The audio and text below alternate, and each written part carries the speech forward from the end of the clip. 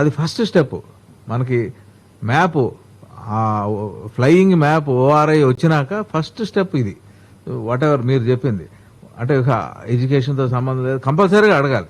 Boundary అయితే అడిగి తెలుసుద్ది ఇది ఉందని. ఇది మేము ఇంకోటి చెప్పాం, అసలు ఎవడి బౌండరీ కూడా ముట్టుకోవడానికి లేదు.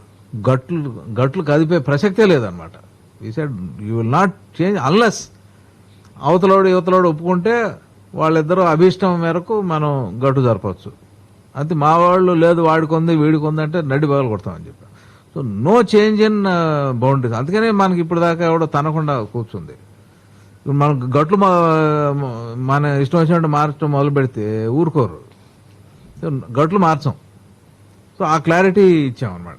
సో మీరు చెప్పినట్టు ఈ రీసర్వేలో గ్రౌండ్ ట్రూతింగ్ మీరు చెప్పిన ఆ పాయింట్కి అవకాశం అన్నమాట. సో ఎవడైనా సరే ప్రతి ఫీల్డ్ తిరగాల్సిందే. సో ఇది అయిపోయినాక